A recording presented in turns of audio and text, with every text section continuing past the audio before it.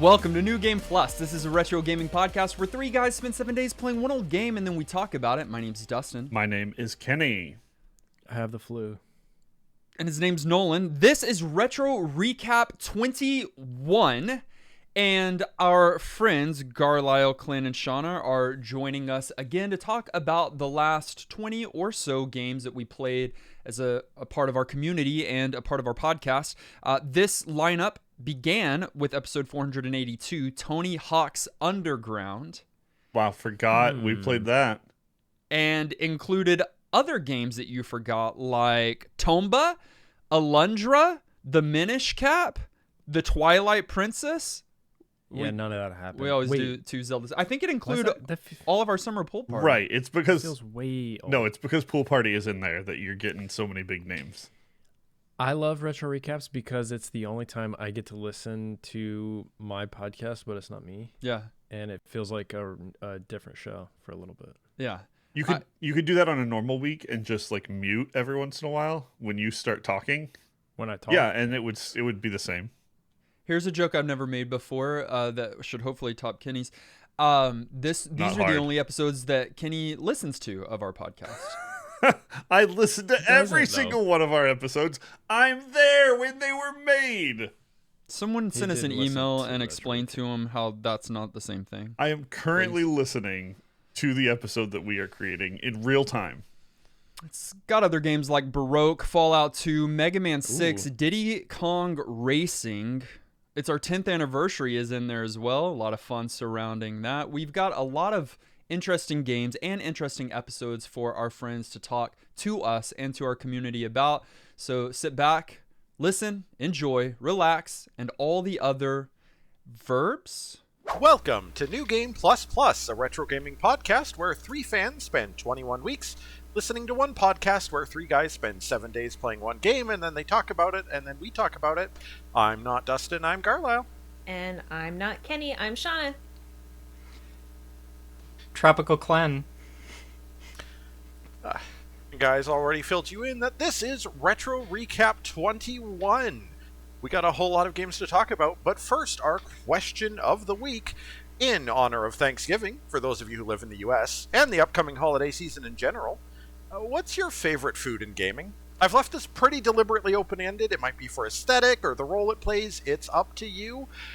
Shawna, you've got to have a good one. Oh, yes. I've been thinking long and hard about this because I could go like lots of different ways. But I am going to, for once, have only one answer.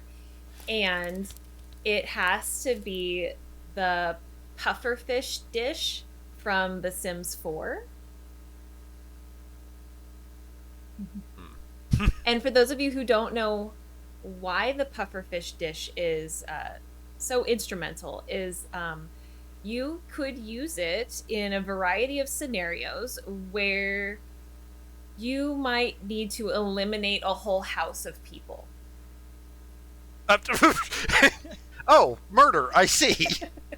I like this. Yeah, so I like this a lot. Yeah, no, it's great. Because it kind of like offsets you from said elimination. And it's, you know, they've made corrections around swimming pools these days. You can't just remove a ladder and, you know, the Sims can get out of the pool. You know, spoiler. However, if you are low enough in the cooking skill and are able to get the recipe to cook pufferfish, and depending on what expansions you have, I think there's like 2 places where you can get this recipe.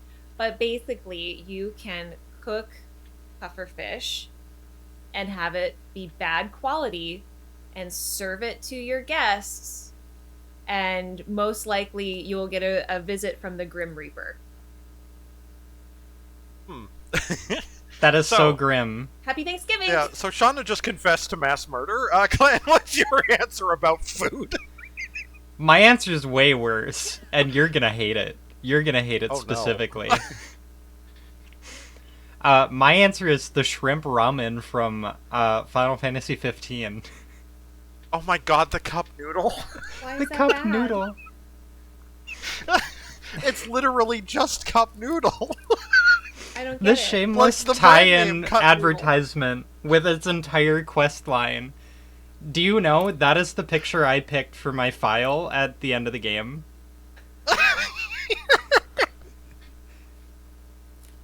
Oh my god. Yeah, no. That is so much of a meme that made it onto a Magic the Gathering card in the crossover. Like, unironically. My boy Cup Noodle.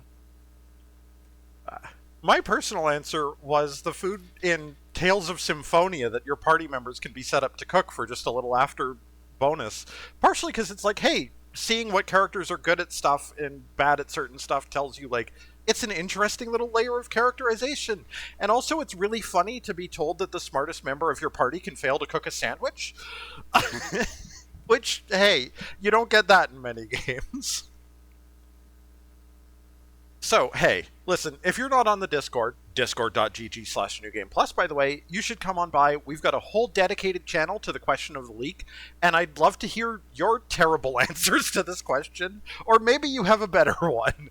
Please have a better one. They'll have better ones. Yeah. So, as always, we'll run some quick statistics for those who are curious what we're covering today.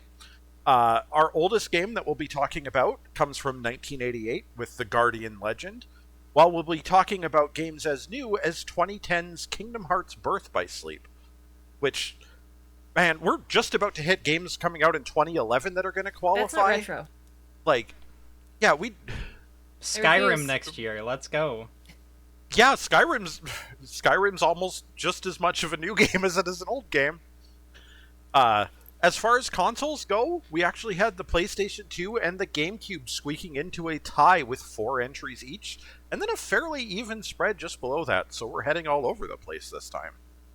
And of the 20 games that were voted on, 13% or 13 out of 20 of them this time got NGP.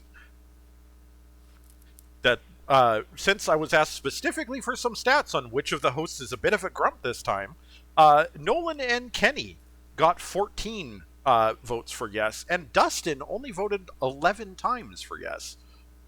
I was going to say that Dustin was a little bit more curmudgeon-y than normal. And I also noticed, too, in this set of games that there was a lot more like positive outcomes, which is really fun. Yeah, we'll get into it, but we had, like, the entire summer pool party falls into this set of games this time, which generally means we get bangers. Mm-hmm. Yep. Anyway, as we get ready to get going, I want to apologize if I sound off. I am a little sick. That's not a segue. I woke under the weather. But also, my moves were sick in our first game of the week. As alluded to, as brought to us at the start of our summer pool party, starting with a Patreon pool via Sin Doctor and official WNBA, it was Tony Hawk's Underground. Man, I haven't played a Tony Hawk game in so long. Well, if you watch the first play, it was more of Kenny's character disaster? build. I know. Like, why did he... Okay, we all know that I love Kenny, and we also all know that he will not listen to this. Why was that the first play? Like, why did he spend, like, the whole time doing character creation? At least he apologized to begin. I guess, but he was definitely very grumpy as well during this first play. I mean, listen, sometimes you just get a character creator and that is the game, and that's it, right? However, it was kind of fun listening to this and finding out Nolan was a skater boy growing up, though. Yeah. And then also, like, about the game, obviously, like, this is definitely what you would say the quintessential Tony Hawk game, right? Like, this is the one. Yeah, either this or, like, 2, 3 if you really prefer the more arcade ones. Mm-hmm. I had a lot of fun, but that character creator is so junk. It is... like one of the worst character creators I've ever used. I didn't remember it being that trash. Yeah, the visuals on that, like the styles and stuff, none of that has held up. It's kind of impressive, really. But we have to also, like... One other thing... Oh, sorry, go ahead, Garlyle. I was going to say, one other thing that did kind of surprise me was I think this was the one time that Dustin was like, hey, there's a story here. Yeah. I didn't care for it. Yes. And then also, like, of course, it's a Tony Hawk game, right? So all the music that you get with this game, and also at one point won an MTV Music Video Award. Rest in peace, MTV. The next game that we played was a 1998 PlayStation game called Tomba, which you may have seen on the shelves. And probably ignored it. I had never played this game, and I totally agree that it was kind of like an indie game before indie games were like really a thing. But it was this really awesome platformer where you are a caveman, right, with pink hair, if I remember correctly, and then you are battling against pigs. It makes sense. It's a game. Yeah, it's this one, it's interesting. I feel like yeah. Okay, one of us will go. You go. It's okay, your fine. turn. This was a game I feel like I'd always been on the peripheral of seeing, but had never actually seen played. And when I got into it, I was like, wait, this is like, it's sort of a platformer, but also kind of sometimes a little bit Metroidvania-ish, but only a little bit. But also there's a weird, like, hidden triggers quest system going on in it, and, like, some weird pseudo 3D despite being a 2D platformer that is really hard to describe. It's an interesting one. Mm-hmm. Yeah, it's really weird. I obviously liked it for the character with the pink hair for absolutely no reason whatsoever. But yeah, I thought it was interesting. Like, it felt like the old Adventure Island games if they were recreated with the idea of like a modern platformer. I did like also how the game, I don't know, I think the game is made very well. And I think it does a really good job of like taking you through, like when you're starting, teaching you how to play the game. Like there's a really good like in-game tutorial where it's showing you all of the mechanics and things, and how to, learn, I guess, like learn them as you approach them, versus teaching you all the things in the very beginning, and then you're like, wait, what do I have to do? How do I do this thing to get behind a gate or something? And like it teaches you how to do that stuff. But yeah, I thought that the game was really well made, and I think there's like more of these, right? There's like 3 of them. 3 Tombas. I know of 2 of them. I don't know of a third one, but it wouldn't surprise me. We need to bring more Tomba back. Our next game was 1988's The Guardian Legend on the Nintendo Entertainment System. I was surprised at this one by the sheer difference in the turnout and the vote compared to Nolan's First Play. Oh yeah, this was the one that Nolan kind of hated at the start, and then he came to love, wasn't it? Yeah. Mm-hmm. Yeah. I mean, any game that starts with a shmup segment before you get to like the meat of the game. I think Sigma Star Saga kind of did the same thing too. But like, yeah, no, this was cool. I was really glad we finally got to play this. Like, Ben had been submitting this to pools forever. And like one of my best friends growing up also had this as one of his favorite games. That it was like, hey, you need to play this. Hey, you need to play this.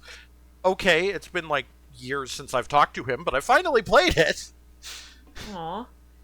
Yeah, I think that like the context switching is really unique, and yeah, like when I first like started looking at it and I was like, oh, it's a shmup, like I'm not interested at all. But then yeah, like it literally becomes like an adventure game, like Zelda-esque kind of, puzzles and things like that. And I think that there's something just overall so unique and charming about games like that, where you can mix a genre. And I think that definitely always like holds my attention a little bit more, of like how they're going to put very different mechanics together and then make them work. I think the part that surprised me the most was this was like a it's still in the 80s NES game. It's true. Like this felt like the kind of technical achievement that would have been way later in the system's lifespan. And no, we're like mid to early era.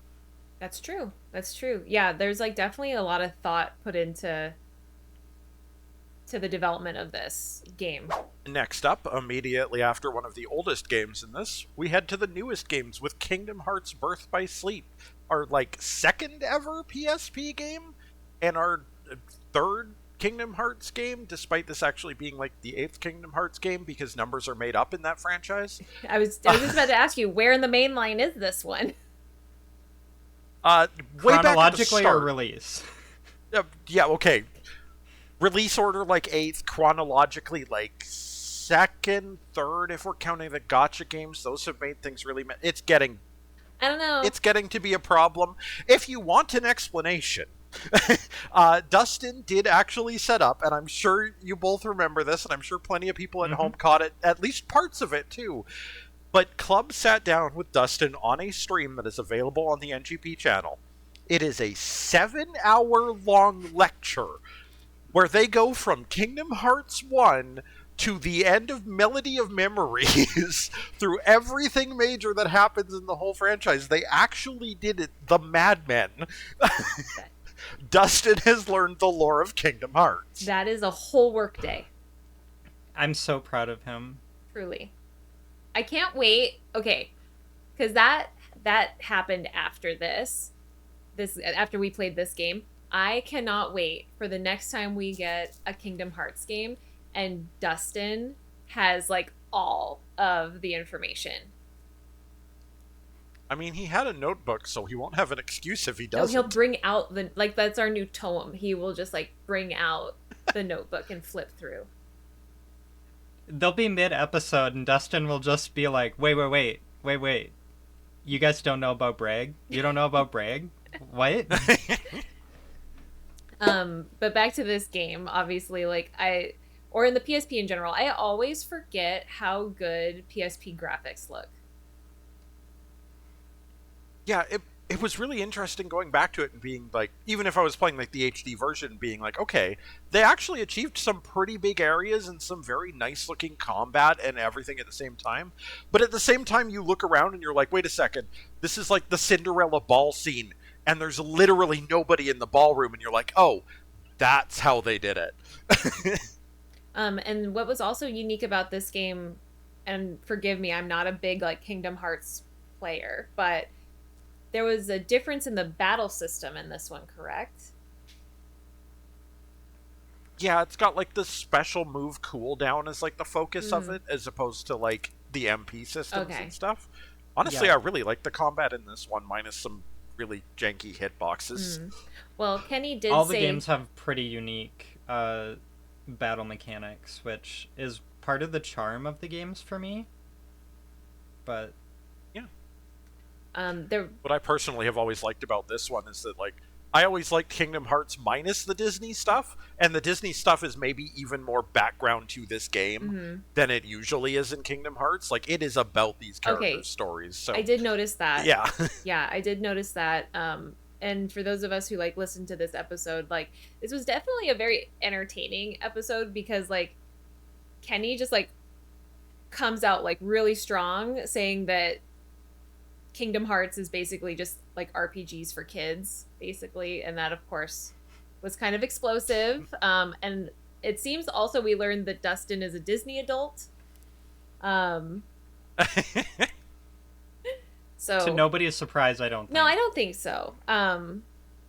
Yeah, I don't. No big surprises there.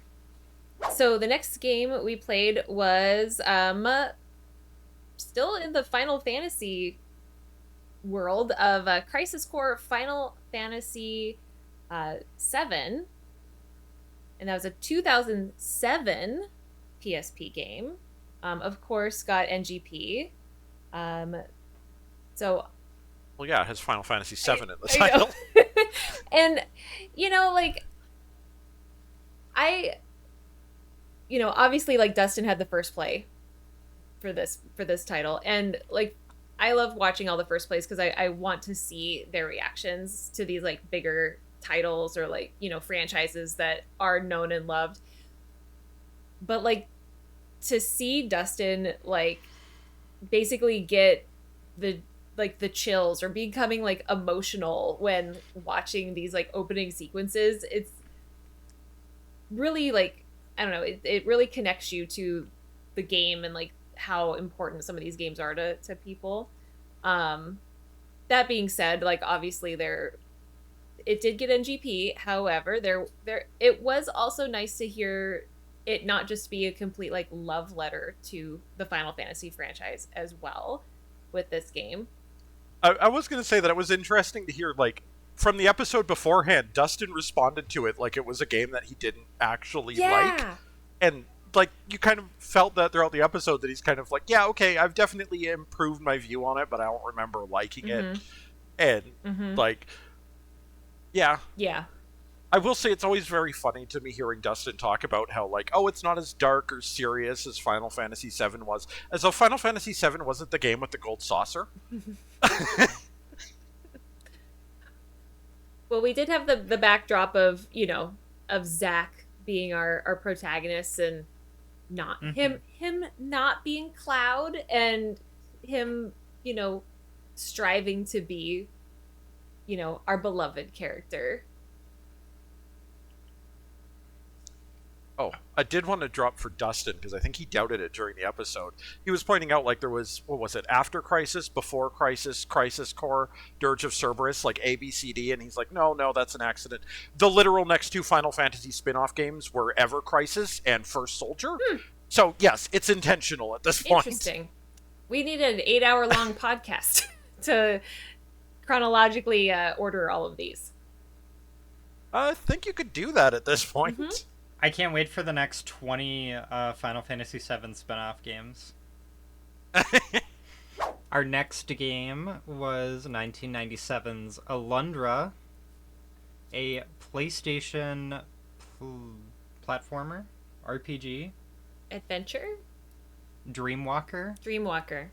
Zelda? Metroidvania. It's Zelda on the PlayStation. Neat. We have Zelda at home on our PlayStation. Now with depression, apparently, according to how they discussed the story. I guess so. I thought this game was pretty neat. It's kind of minimalistic, but like I fell into this and like Secret of Mana and a bunch of stuff all at the same time, and I was just like, action adventure games, let's go. I love these. But yeah, evidently, Dustin didn't like this as much as I thought I remembered he did. No. And it was odd to me that this one, and I was trying to go back and like figure, I literally cannot remember why we didn't give this one New Game Plus. Like, I have, my notes are basically like that they were like torn on it. Yeah, it was pointed out to me by Bastius when I was taking some community notes before we recorded this episode, that Dustin voting against Alundra was, but wishing it got New Game Plus at the same time. That's the most Kenny and thing. Putting the pressure on Kenny and Nolan to be like, no, you guys have to say yes, but I'm going to say no, was absolutely preposterous. Yeah, that was such a Kenny response. This was still during the summer pool party as well, right? So yeah. This game and the randomizer is not always super kind to us, because a lot of us, you know, during the summer pool parties will flock together and try to get one game to win, and we'll all like put our votes in, and you know, we had so many good options throughout the summer. I mean, we played some really great games during the summer, so not to say that we didn't, but this game won with just one vote, when I know a lot of us were putting our votes into like lots of different pools for other games, but just one vote. Super Mario Sunshine is top game every single pool. Thank you. Yeah. One day I will get my Sunshine during the pool party. Like, I think, 3 years now I've been going for Sunshine. We'll get it. The game's just cursed. It's not going to happen. Oh my gosh. You will be going for 3 more. I know. And then I had it's okay. like the last time I had a summer pool party poll was Pool Spot. You're welcome, everybody. Oh, well, that's why we're not getting it. You cursed it. No, it was a good game. It is very funny to me. It is very funny to me, though, that Alundra has technically been, like, premium selected twice, because it was also chosen for the, like, retro roulette back at, like, episode That's 200, right. which Kenny completely forgot he'd played it for. Well, which I think does say something about the memorability of this game. okay, but also, you know, it's Kenny. Okay, that's fair. I can't fault him. Like, I don't even think Kenny knows he does a podcast. But some good things to say about Alundra. Like, I thought that the art style was beautiful, for sure. Like, the music was fantastic. I think that I appreciate now in modern gaming that we can, like, look at, like, more, you know, 8-bit or, like, pixel art games and really appreciate them, and they have a place in modern gaming today. And I think I was trying to, like, put myself back in, like, the PlayStation days where, like, everybody just wanted to see, like, 3D kind of, like, art styles and stuff. And I just think it was, like, harder for games that didn't have that 3D look to be picked up, you know, because it's like, you know, Final Fantasy VII was, like, that 3D look. And I just think it was, like, hard for people to cross back over into that retro style back in, like, 1997. Speaking of our summer pool party, we did finally splash land with the finale, and what a splash it was. The Legend of Zelda, The Minish Cap, once again picked via, like, one single person. I know early on we were trying to call it, like, the summer of gnarly, but, like, let's be real, it was the summer of one-off favorites. It was, like, basically every single game had one or two people. Yeah. But this one was only put into the pool by, like, one person. But I'm pretty sure this is a lot of people's favorites. I think Dustin even said it might be his new favorite 2D Zelda at the end. Yeah, he did say that. And again, just like Alundra, like, this game was beautiful as well. Like, the opening sequence to Minish Cap is so beautiful. The stained glass in the beginning was just, I just want it in my house. It was amazing to me how I think I mentioned it, like, in my commentary or whatever during the week, but, like, this is the first game that I ever bought with my own money. Like, I have that in my notes because that's just so precious. It's so sweet. I love that. Like, it's such a memorable game for me, but it was also in that era, and these Capcom Zelda games are so cool in how they, like, they're not really their own thing apart from the rest of the franchise. This one, it's like, it carried over so much of the charm from Wind Waker and put it on the Game Boy Advance in a way that is like, how did they do that? And it's something that only Capcom could do, and I just love that. Everything about it. The sprite work is just immaculate. It's beautiful. Yeah, it's kind of really interesting how much, like, it has its own unique flair, like the different villains aside from being just Ganon and stuff, and, like, the whole, like, four sword stuff working in and some of the unique items and stuff. But then you can also see, like, straight up where, like, Ocarina of Time was influencing it with the context button for R, and, like, it's just this interesting little mixture of bits and pieces from throughout the franchise that comes together, like, really smoothly. Alrighty, the next game we played was We're Back, a dinosaur story, the never needed to be made 1993 SNES title, where we learned something that Klen and I already knew, that the Barney dinosaur game was better. But yeah, because you don't have to play it. No, it just does it itself. So I remember. Okay, I remember this movie very, very much in my core memories as a child, I never saw the movie. I never played the game. I didn't have the Happy Meal toys or whatever. Like, it just was, like, I just knew back then this just was not it. Yeah, this was the randomizer coming back swinging after we'd neglected it for almost 2 months straight. Just, goodness. I want to note, this game was voted by the community to be the worst of the 21 games that we played this time, which, to be fair, there's only one other game I think was even in the competition this time, and we will get to it. It's coming. Yeah, this was also noted as being one of the community favorite episodes. Yes. I think not so much because of the actual discussion of the game, though let's be fair, they did manage a much more interesting discussion than the actual game is, but also because of the question of the week, making Dustin absolutely lose his mind. It was amazing. At Kenny. Listen, okay, the punchline of this all to me was after like minutes and minutes of Dustin getting progressively angrier over Kenny going, well, what constitutes finishing a game? Yes. Only to say that his answer was Hades, a game that actually does have a singular ending on the 10th clear, but trying to argue every individual separate clear counted as a finish of the game. Like, so I know, I'm pretty sure this was my answer, because you asked me this, or you asked, all of us this, like, what is the episode you should go back and listen to? This is probably one of the ones that I would pick, just because of the whole question of the week. Like, I would say on a scale of 1 to 10, like, Dustin's like a 20 angry. I would like to thank the editors. They must have done some work to make that audible, because I'm pretty sure he must have been just absolutely destroying the audio file by the end of that.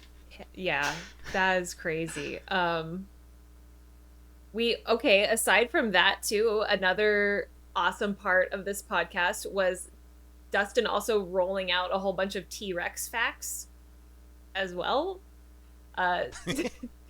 Teaching us all about different T-Rexes, or different T-Rex facts, which is great.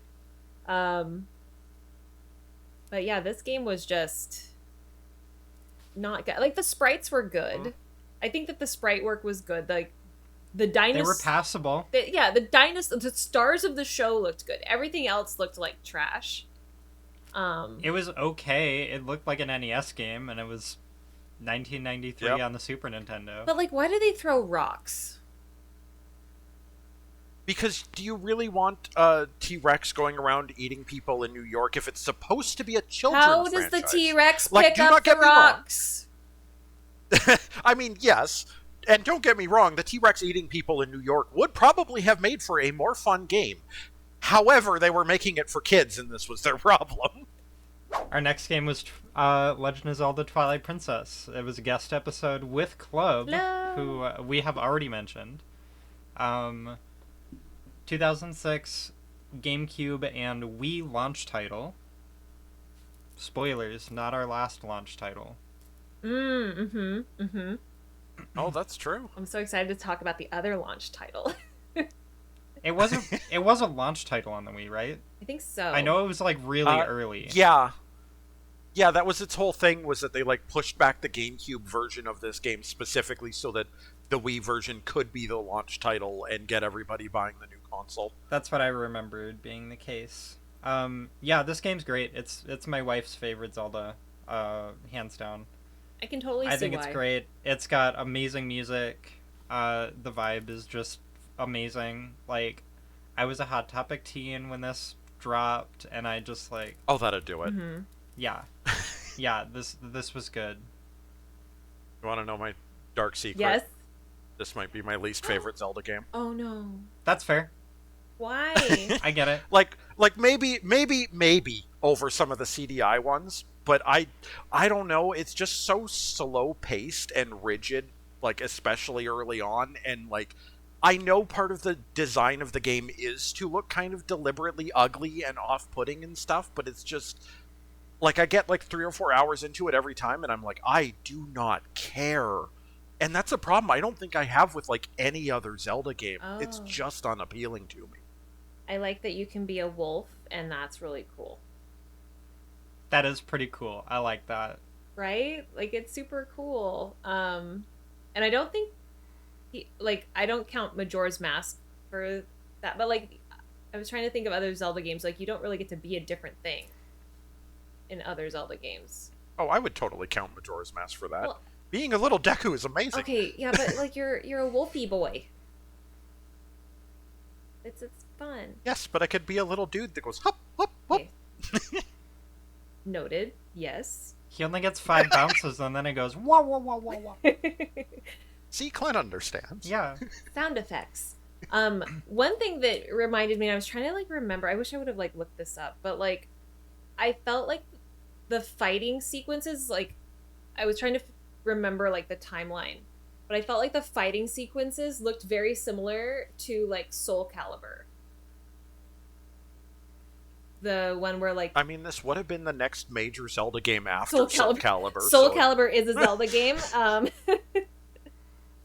I mean, Link is in it, so Yeah, it's a Zelda game. Yeah. Mm-hmm. And so is Yoda in a different one. I had all 3 of those so that I could have all of the 3 different special characters.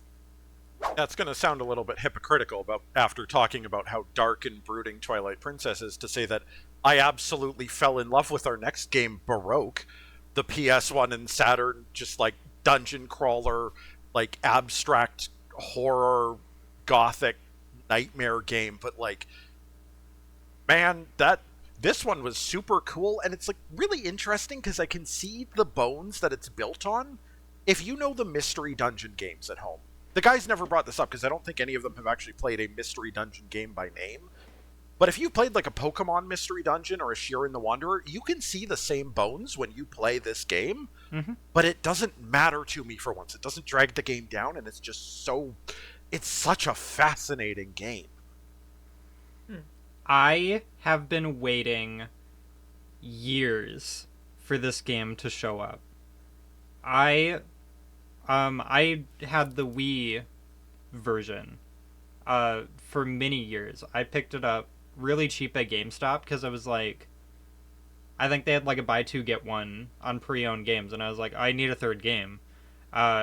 This one looks interesting, and I bought Baroque and I took it home, and I kind of fell in love with it. It is so unique, and so it captures so much of the like lore feeling of a Dark Souls game. Yeah. In the way it's delivered, and Yeah.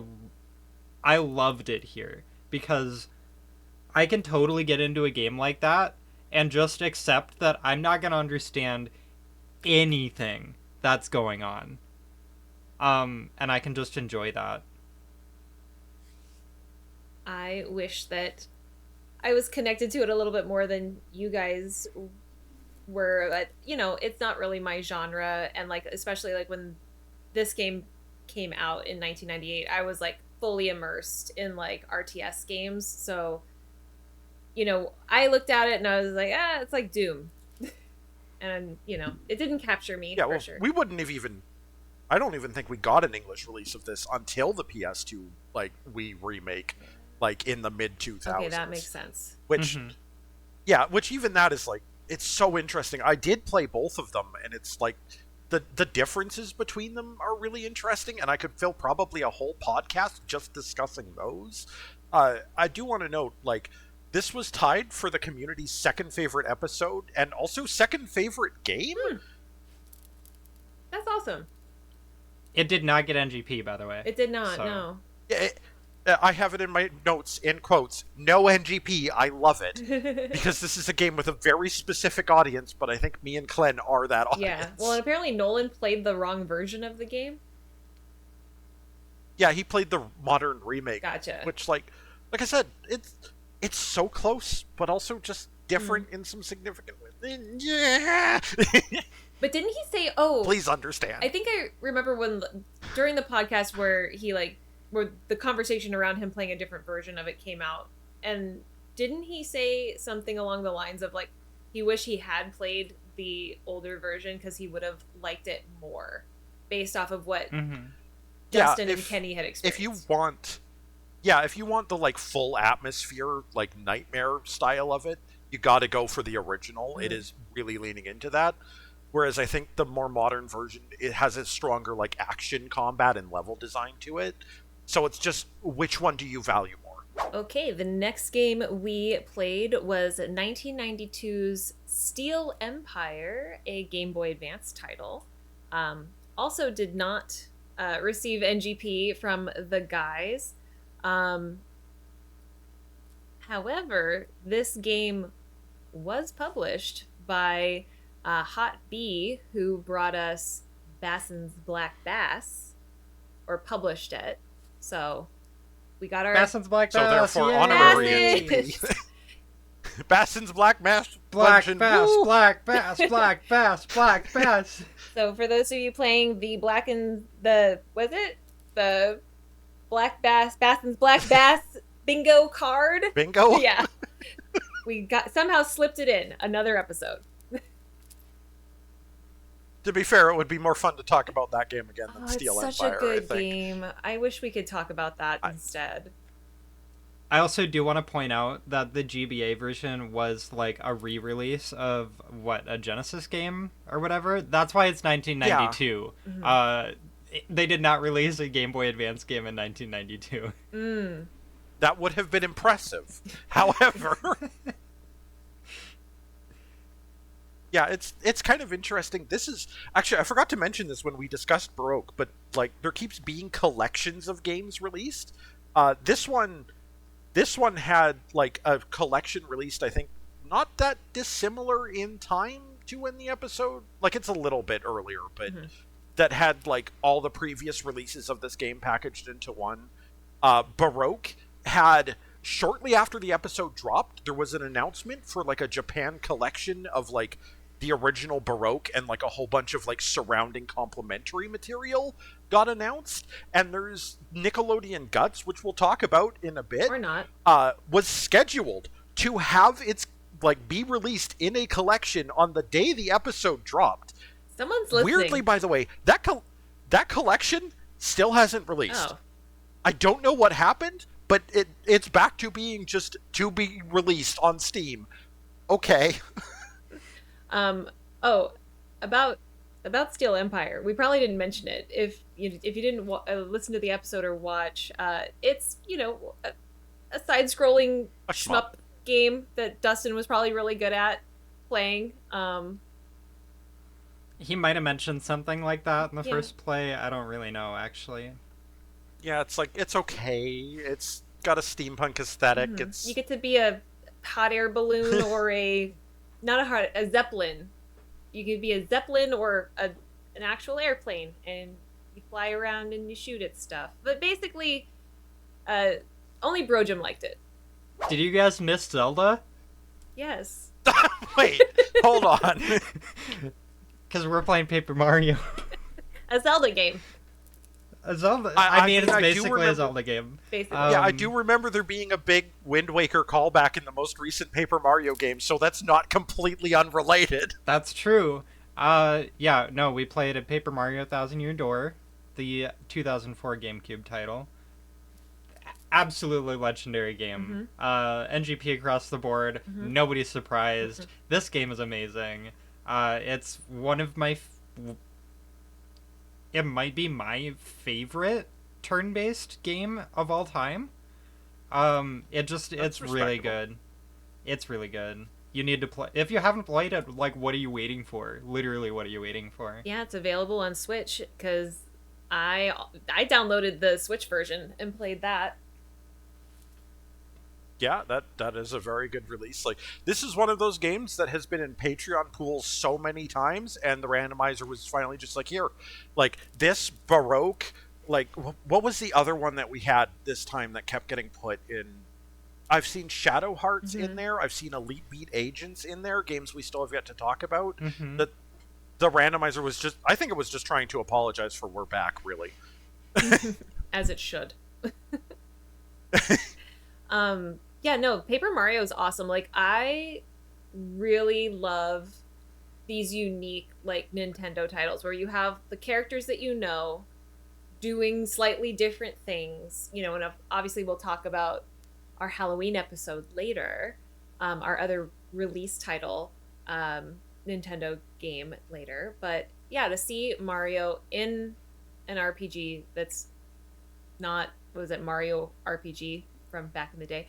But this one is very unique and different and fun, and the whole, you know, what one-dimensional like paper aesthetic to it is really really cool. The gameplay is really cool. Seeing characters that are a part of your party that you might not think would be part of Mario's like general party of characters. It's just a really unique way to look at characters that you recognize already and see them in a different way.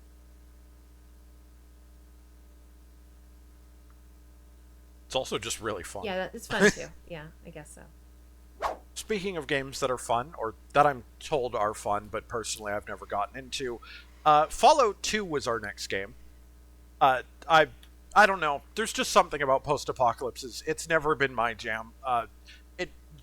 The guys, on the other hand, like, don't let me pull it down. The guys did quite enjoy it, despite the occasional obstacle getting into it. I had completely forgotten until Dustin brought it up in the episode that there was a point where he actually learned to speedrun Fallout 2, and I think it's the only game that I've ever heard about him speedrunning. Yeah, it's pretty great. It brought me back to really, really, really early days of the podcast. Not that, like, I was here, but, you know, binging through all of the early episodes and listening to their stories about, like, playing Fallout all in the same room, like, back to back with each other. It just, like, I love some of those things. Yeah. And Wasn't it episode... Just drawing this game. Wasn't it episode 10, I think, that they played Fallout 1? So a long time. God, that was so long ago. A long time. 10, and we're like on... The before times. I was kidding when I said the before It really times. was. It was before any of us were here. It was before the new opening music. That's right. You guys should go back and listen, all of you at home. You should. Mm-hmm. Yeah, that music is very before times.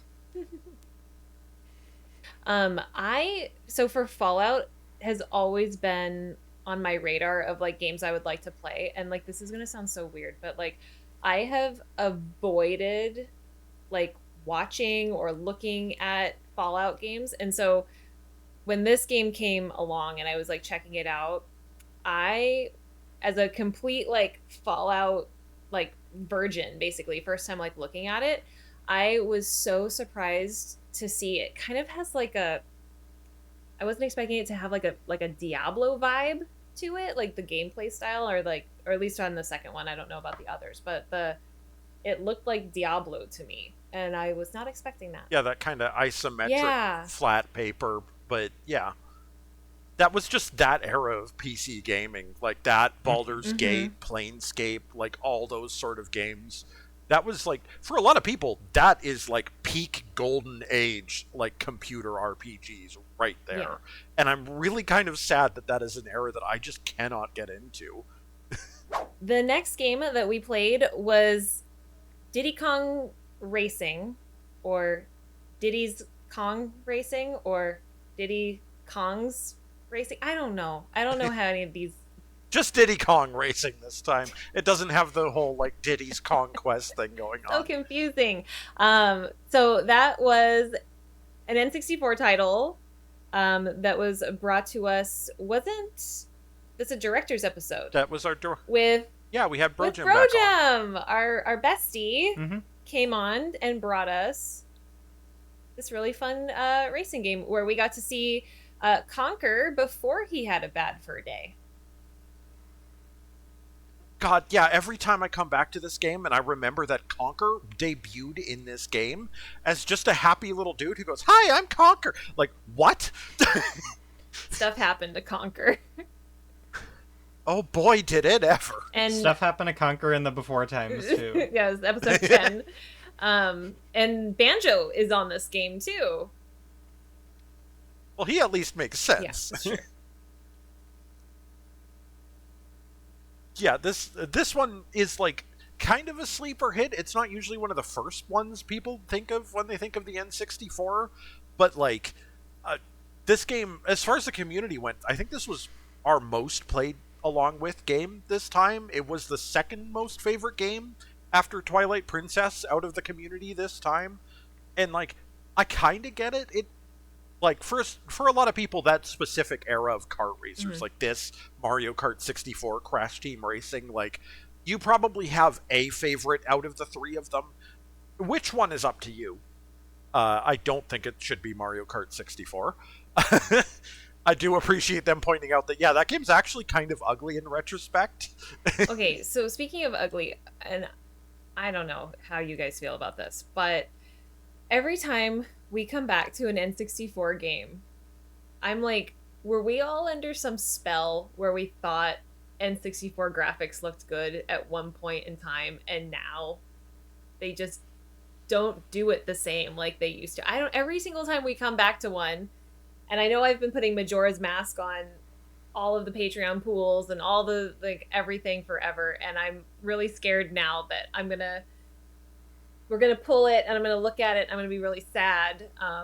But yeah, like when I was looking at this, I was like, how did we all think that this was like really good looking console wise? No, I always thought it looked bad. Okay, good.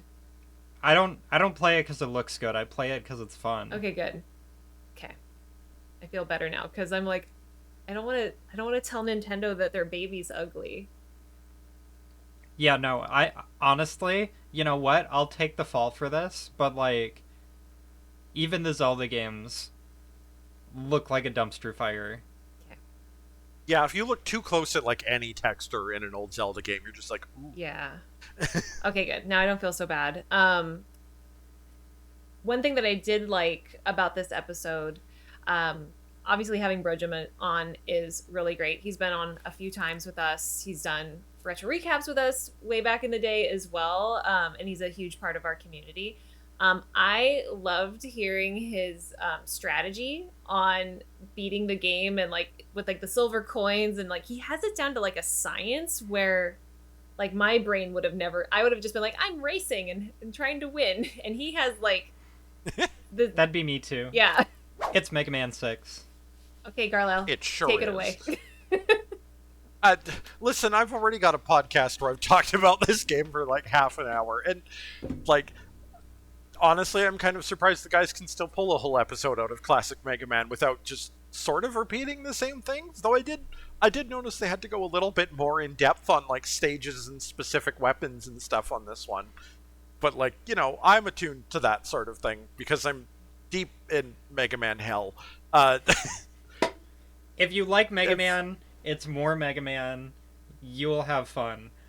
I don't. Why is it I so hate hard? classic Mega Man. It's just like, it's not for me. I accept it. Yeah, Garlyle, tell us why, like, at least for me, like, why is Mega Man so hard? It's just so hard. It feels like one of those games that like classically you should just be like running and shooting your way through.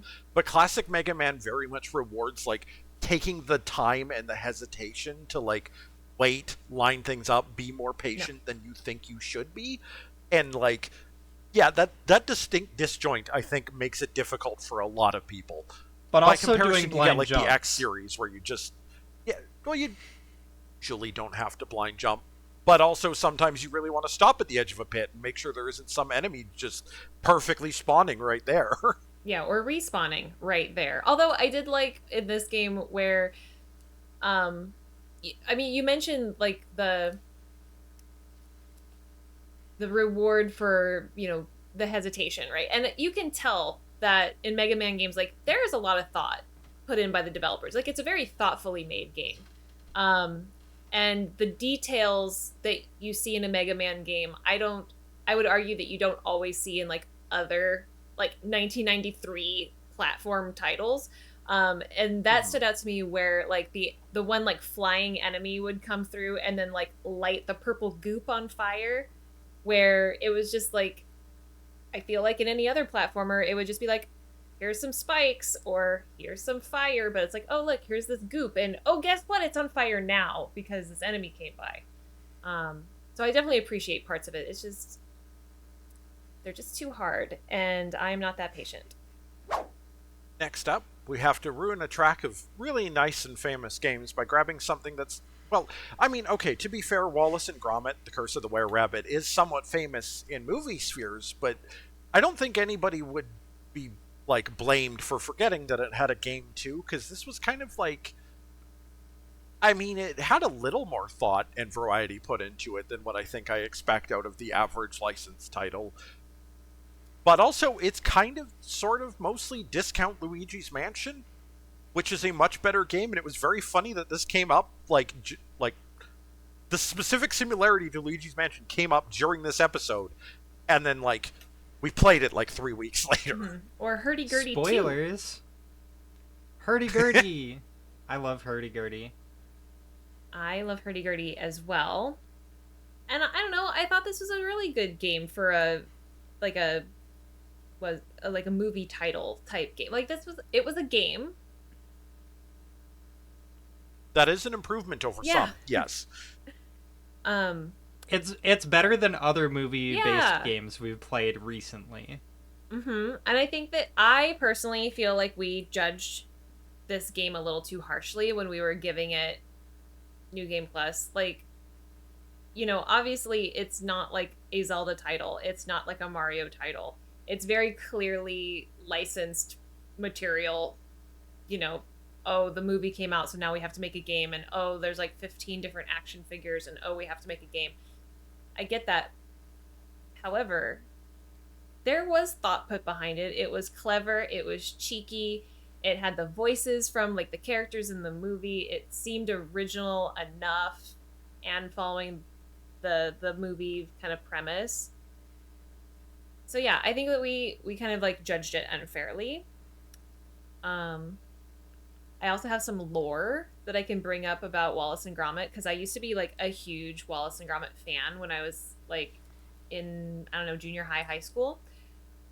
I had a Wallace and Gromit alarm clock for forever. Like, literally until I was, like, in my 20s, I had my Wallace and Gromit alarm clock, and it was terrible.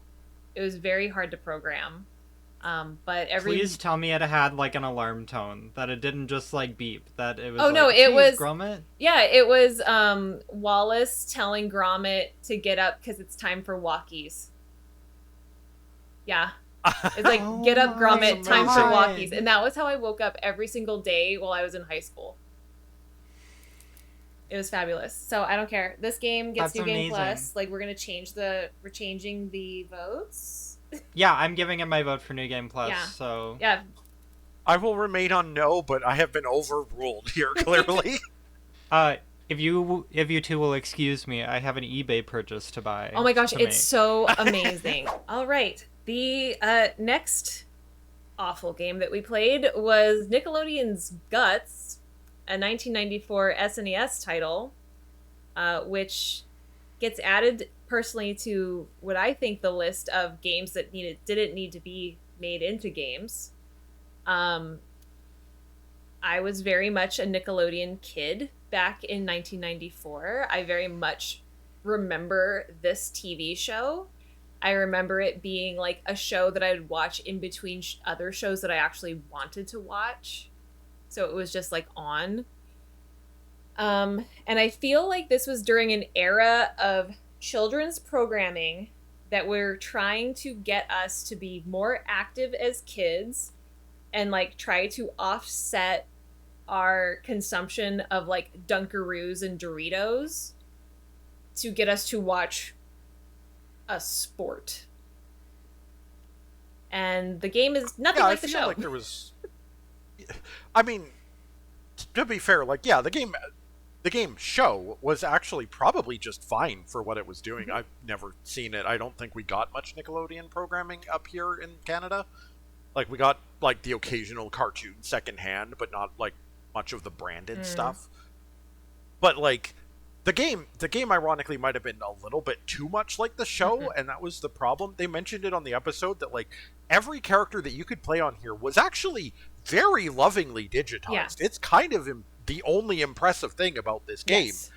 But also, that means that the characters that you are trying to control to play these these minigames control like real people, and that does not lead to responsive or effective control. Oh my gosh, in Dustin's first play, like, he was screaming at this digital child.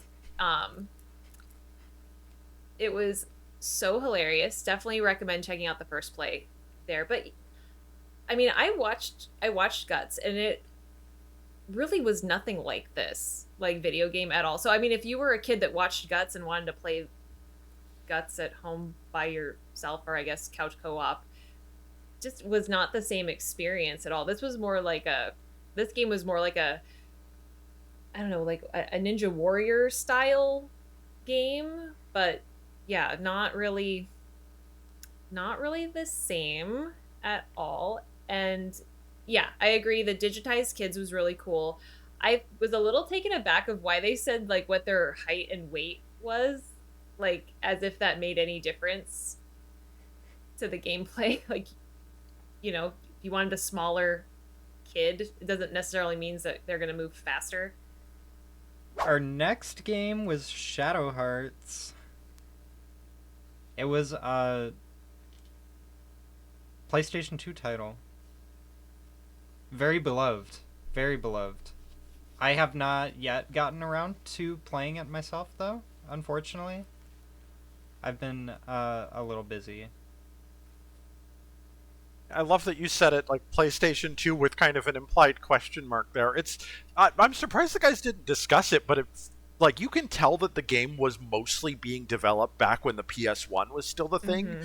And then like last minute, they kind of had to pivot into like, oh, the PS2's coming out. Nobody's going to buy PS1 games anymore. And so like it feels like it's a PlayStation 1.5 game in a lot of ways. Yeah.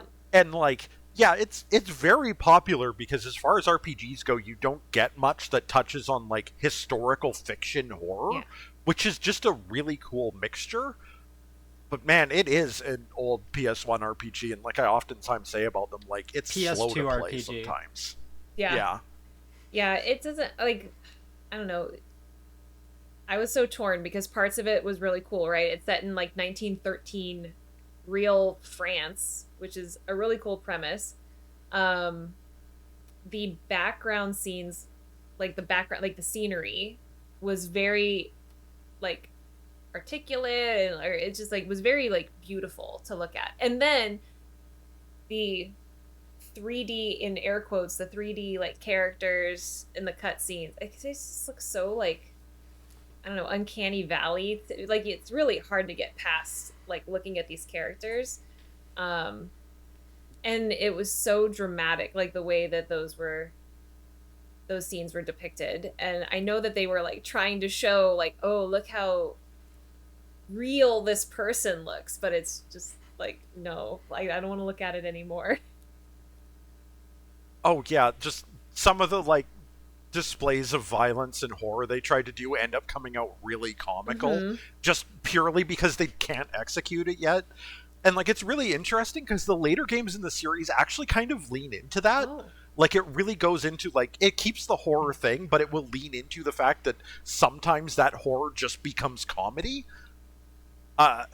Gosh, there's so much that's neat about this game. I'm kind of sad they also didn't touch on the fact that like this game has 2 endings, and the series actually continues off the bad ending of this game. Oh, that's cool. Yeah, it's one of the only games that I know that has done that. That's really cool and like super unique as well. And like many of these like RPG games, it starts on a train, which, you know, Yep. we love a good, As you do. we love Yeah. a game that starts on a train, like Nancy Drew. Mm-hmm. Nancy Drew is good. Yeah, we should play that. More Nancy Drew. We're a Nancy Drew podcast now. Yeah. Add that to the list. Yep. Mm-hmm. We're definitely not retro video games. It's just specific fandoms. No, Nancy Drew is a retro video game. Specific fandoms. Like Nancy Drew. We're a specific fandoms podcast. Yeah. No. There we go. Speaking of being an extremely specific fandom podcast, how about we be a fandom of the podcast itself? It's the 10-year anniversary, baby! Whoa! Garlyle's got the champagne and everything. Wow. Oh my goodness. Wow. blasting off. Yeah, if you just skipped over that because you didn't see a game name, you should probably go back and give it a listen.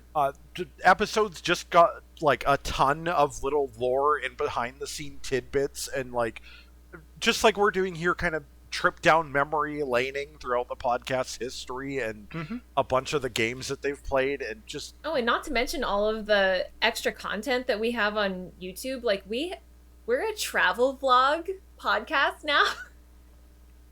Where the guys literally went to Florida and went to Super Mario World. I got so excited seeing them see the Pikmin there. Yeah. The rest of the park was pretty cool, I guess, but there were Pikmin! I know, that's what I saw too. I just like screamed when I saw it. I was like, Pikmin! Kenny might play Pikmin someday. He won't. He doesn't even know. It's sad that is the closest he's gotten to playing Pikmin, is seeing the Pikmin at the amusement park. I also loved that whole like video, the whole travel vlog that they did. There was something about seeing them just trying the different food at the theme park and like rating it was so funny.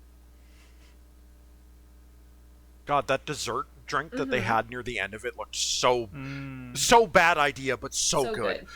And then like I mean I love the whole 10-year thing. I love whenever we do a big community thing. And in I think a perfect like homage to how we started, they recorded that podcast like they did the very first podcast, where they're like touching knees and in the same room podcasting. So you should probably watch that podcast instead of listening to it if you can. Yeah, and even when the episode is over, they mention it, but keep listening, because there's like, what was it, like 20 minutes of just call-ins from the community, just like calling in to say hi and sharing all their memories, and like, God, I sometimes just a sucker for sweet stuff like that, and I love you all. I was like crying. I was like literally tearing up listening to everybody from our community calling in and saying like their kind thoughts, and it's just amazing. It's so amazing how much this podcast like touches people and brings us all together. Yeah. We got the best community at discord.gg/newgameplus. Ooh, there it is. Going very appropriately with the time of year of Halloween, we got to play Luigi's Mansion, which was a launch title for the GameCube. And arguably, I think one of the most unique, best titles on the GameCube for sure. This game was so fun. I played it on original hardware. I had this game like when it came out as well. This game got me so excited. I went and bought Luigi's Mansion 3, and I've been playing the third one just because I had so much fun revisiting the first one. So yeah, it's a really amazing title. I love that.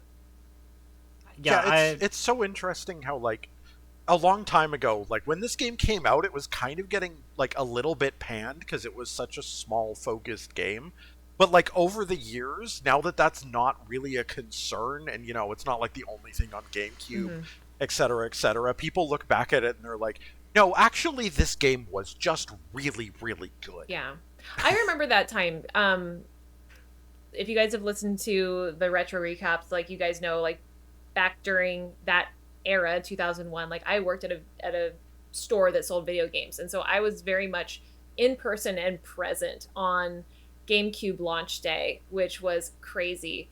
And if I remember correctly, there were only like 3 titles that launched with the GameCube, and it was Luigi's Mansion, and it was like Super Monkey Ball, and then I think like one other title, and it was like, it felt very random at the time, especially when we're all very used to and conditioned to have like a Mario game release with the console, or Sonic game release with console, and for it to be a Luigi game, it just felt at the time like, oh, that's an interesting choice. But it definitely was a very good choice for sure. But yeah, it definitely was a kind of, well, let's wait and see how this game does. at that time. It sucked. It truly sucked. It sucked so good. We are on a limit for how many times we can use that word, just like the guys were on the episode. Fine. So pick and choose. It was a good moment. It was a good use. Yeah, it was. Yeah. I do want to say this is, funnily enough, this was the one time we had a Patreon pool where we had a whole ghost of people selecting it and actually get together to get it picked. Yeah. Good pun. Which was the only time. Yeah, absolutely perfect. That's literally the only time that's happened ever. I did love part of the episode that I loved the most was where there's like a good portion of time where the guys are just like talking about the different like physics of the game. And again, back in 2001, like we hadn't seen stuff like that so far. It was like where you can like point the Poltergeist 3000 at like a tablecloth or like curtains, and you'll see like a varying intensity of airflow drawing things. That level of actual fabric physics after like the PS1 and N64 is very like any curtains would have been very rigid models. Like that was really something back then. Yeah. And playing the third one, it's even I appreciate that stuff even more now. Mm-hmm. Who likes sports? No. Nope. Put your hand down, Klen. I was watching the playoff game last night. Why? Because I like Well, I'm glad sports. one of us will be able to talk about this game. You do like sport. Okay, please carry us through. I like sports. Carry us through. Yeah, okay. I'll carry us gingerly past. FIFA 2002 is a soccer or football. If you're not a dirty American. Video game for like everything. It was on everything. It was all over the place. Yeah, for the time. You've seen so many used copies of this game everywhere. Mm-hmm. I am sure. If you've been around every the block. pawn shop. Yeah, every pawn shop is mostly full of discarded old EA sports games. It's in the game. I don't have any strong like negative feelings about sports games, like especially back in this era before they were just like gambling simulators. I think they're fine. Like they're a good multiplayer activity. I grew up playing NHL 97 on my 64. They're fine. They can be fun. The soundtrack was pretty good in here. Yeah, they're sports games like this. I feel like there's like, as much as people want to say like, oh, this doesn't appeal to a regular gamer.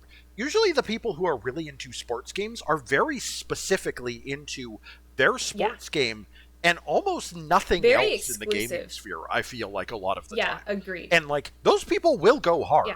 The yearly releases of this kind of thing are a big deal to them. They will buy new systems just for Very these. true. Yeah. But like that, there is a very thin Venn diagram between that and somebody who's playing the everything else that we have covered on this podcast. To those hardcore 100% sports fans who have joined our podcast when they listen to this episode, and we very much warn them that we're a Mary Kate and Ashley Olsen podcast. We appreciate that you all stuck around. Our final game for this set is another game that I had mentioned previously as having shown up in Patreon pools before the randomizer was just like, you know what, here, have this as a little treat. It's Elite Beat Agents.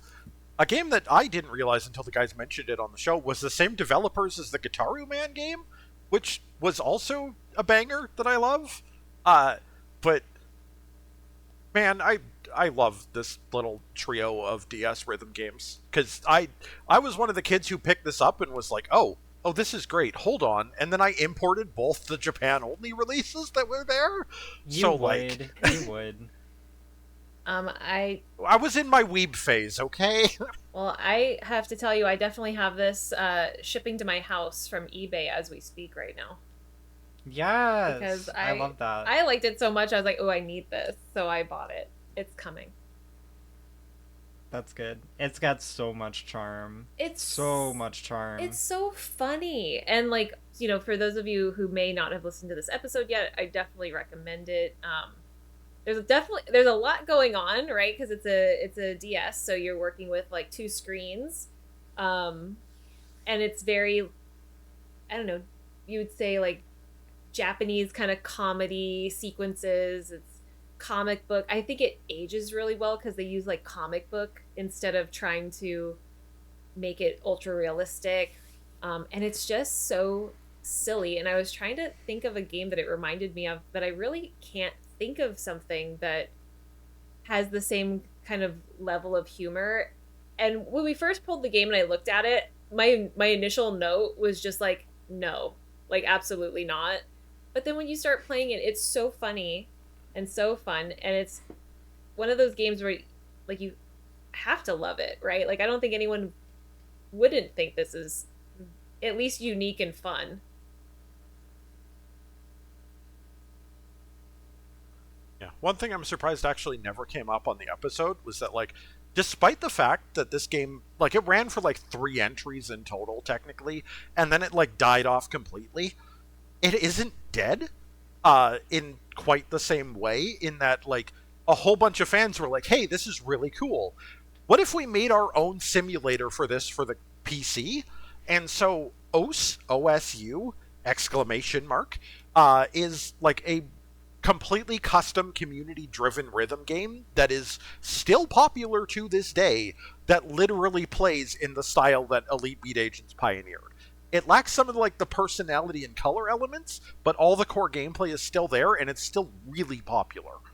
That's so Yeah, awesome. it's incredibly popular. It is like right behind or like honestly like on par with the Dance Dance and Guitar Hero scenes in that like open source community vibe.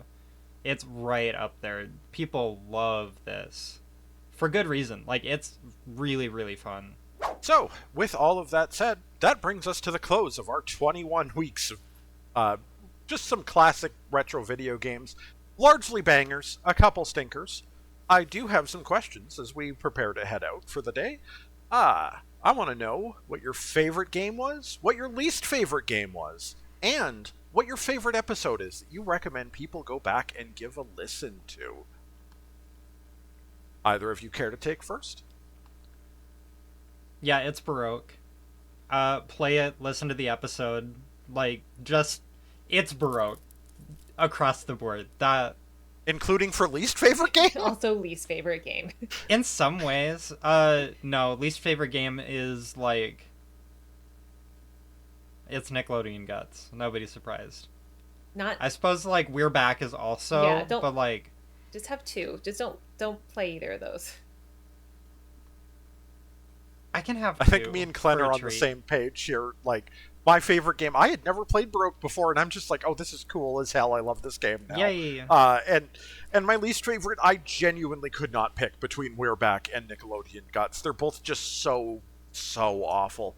I will say, though, like, go listen to the Elite Beat Agents episode. One of my favorite things is just, like, when the guys discover a game and get to just gush about it. Yeah. And none of them had experienced EBA before, and they were all like, oh my god, I needed this game in my life. Yeah, you know what? It reminds me, not the game itself, but like the sentiment of it was when it reminded me very much of like when we played oh my gosh, it's like just fell out of my brain. The lawyer, when we were all lawyers. Oh, Ace Attorney, yeah. So Ace Attorney, it gave me vibes like that, like how just fun that was. Not, and I 100% agree with both of you guys, especially with like We're Back and Guts just being like not fun games at all. The game that I obviously loved playing the most was Luigi's Mansion, also Elite Beat Agents. So those two do it for me. And I would say if I was going to recommend any episodes to listen to, obviously our episode, listen to this one. And then when you're done listening to us, go and listen. Go back and listen to us a third Because time. we have been on for several years for the Retro Recap. So listen to all of our episodes so we can continue. Retro Recap 20, Retro Recap 19. We can keep, yeah. You know, we've almost got enough retro recaps to do a retro recap about retro That's recaps. true. We can. Hey, there's an idea. But I would say, aside from listening to all of our episodes so that we can continue to be invited back, would be listen to the 10-year anniversary episode. Including the travel vlog. Yeah. Like, gotta watch that video. Oh, yeah. Gotta experience all of it. It's just so good. Yeah, we expect a report back by next Friday of how you... Leave it on my desk. Yep, leave it on Klen's desk, and we will be grading on a curve. For bonus credit, please feel free to go watch the 7-hour Kingdom Hearts lore lecture. A book report. There will be a Yes, test. there's a test on that one. Klen's eyes.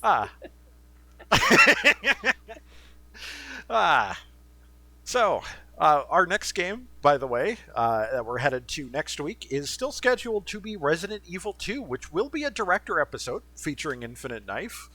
I'm kind of looking forward to that. The guys have played, like, the original Resident Evil, but the remade version of it. They've done Resident Evil 4, but we've never done it like genuine classic PS1 Resident Evil before. So I'm very curious to see how they handle it.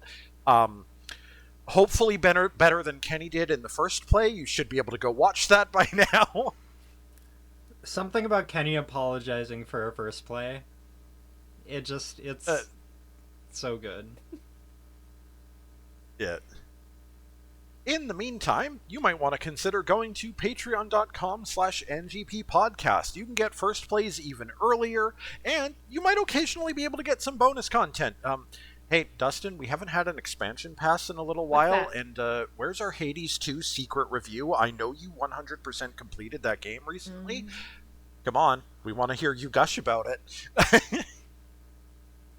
But not only will you be able to get access to bonuses like that, hopefully in the future, you'll also be among the likes of our producers, Alex, Amarlian, Antonin, Artemius Chuck, Ban Nerd, Ben, Champagne Vinaigrette, Craig, Dagonet, Flombus, myself, Halix, Harold, Hey Brother, J. Robert, Jake, Justin, Kaldaka, Klen, Lepidus, Landris, Levi, Maxima, Megatroid, Miss Muso, Mystic, Not Enough Dog, Radmax, Sajin, Scotty, Shane, Shawna, Snake Maddox, Spanny the Jet, Super Hybrid, Swaggy Taco Fist, Psycho Mantis, Thomas, Tibbs, Tim of the D, Unbelievable, Zachary, and Zion, which, goodness, there's so many of you all, and our many directors, Brogem, Carson, Jesse, Sasser, Tins, Siegfried, and of course Infinite Knife, who we'll be hearing from next week. And I think I see at least one name in there that's probably got another director's episode lined up, so I'm excited to be talking about that next time. The YouTube channel, if you didn't catch, by the way, is now NGP Podcast, not the old New Game Plus podcast channel. They did have to switch at some point. Want to help get the word out about that. I really hope we didn't lose anybody who was just like, hey, where'd you go? Please come back. We're waiting for you. Yep. You've heard us talking about discord.gg/newgameplus.